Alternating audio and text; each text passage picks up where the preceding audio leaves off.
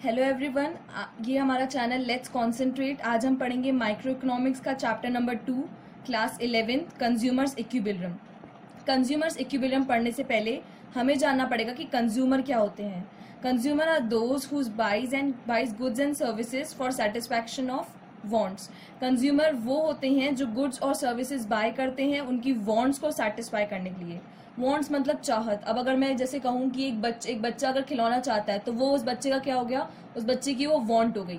वैसे ही हमारी जो वांट्स होती हैं उसको अगर हम गुड्स एंड सर्विसेज बाय करने के बाद अगर वो सेटिस्फाई हो जाती हैं उसको, और जो ये सेटिस्फाई करता है उसको हम कंज्यूमर कहते हैं।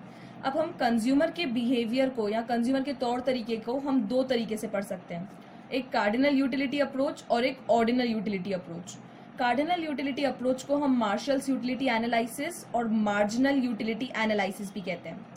ऑर्डिनल यूटिलिटी अप्रोच को हम इंडिफरेंस कर्व और हिग्सियन एनालिसिस भी कहते हैं।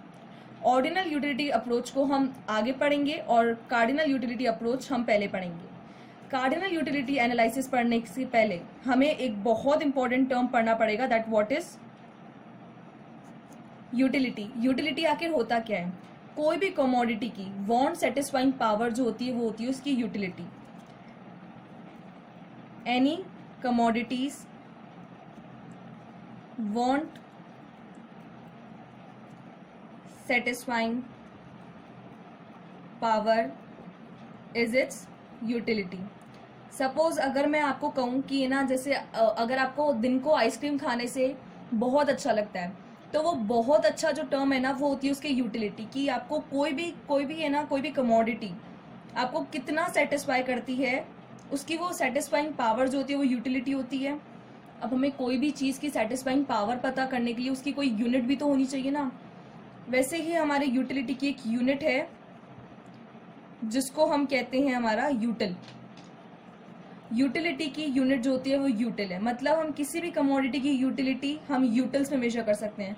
सपोज अगर मैं कहूँ एक एग्जांपल से कि एक हम आइसक्रीम खा रहे हैं डे टाइम में तो उसकी यूटिलिटी होगी 30 यूटिल्स।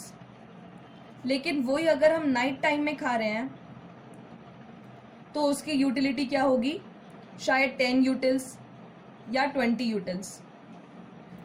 गर्मियों में डे टाइम में आइसक्रीम खाने का जो होता है वो वांट ज्यादा होती है और नाइट टाइम के कंपैरिजन में कम हो जाती है।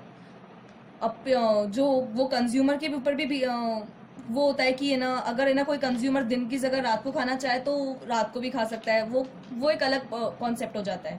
लेकिन यूटिलिटी का जो मेजर यूनिट होता है वो होता है यूटिल, और अगर हम यूटिलिटी को यूटिल्स में भी मेजर कर सकते हैं। अब जो हमारे यूटिल्स होते हैं उसके हम प्रॉपर डिफाइन कर लेते हैं। यूटिल्स जो होते हैं वो इमेजिनरी और साइकोलॉजिकल यूनिट्स होती हैं जो यूज होती है measure satisfaction obtain from consumption of a certain quantity of a commodity.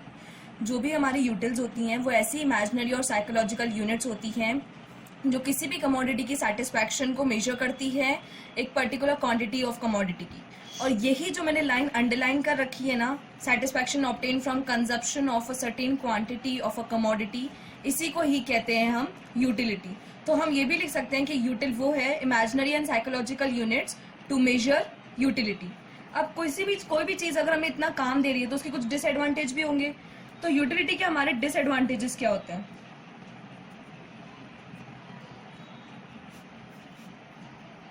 Disadvantages of util. पहला disadvantage, it can not be taken as a standard unit for measurement.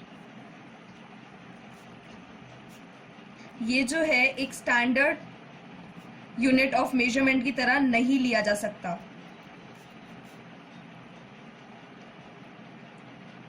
मतलब ये जो यूटिल है ये स्टैंडर्ड यूनिट ऑफ मेजरमेंट की तरह नहीं लिया जा सकता। मतलब सपोज कि ना एक आइसक्रीम आपको 20 यूटिल्स का यूटिलिटी दे रही है और दूसरे इंसान के लिए जिसको आइसक्रीम बिल्कुल पसंद नहीं है उसके लिए मे बी वो सिर्फ 10 या 5 यूटिल्स का दे। तो यूटिल जो होता है वो पर्सन टू पर्सन वेरी करता है। तो इसलिए ये एक स्टैंडर्ड यूनिट, मतलब एक कॉमन यूनिट जो सबके लिए एक जैसी हो, उसकी तरह हम नहीं यूज कर सकते। सेकेंड थिंग कि ये इजी कंपैरिजन नहीं देती है प्राइस पेड और utility. Do not give easy comparison between utility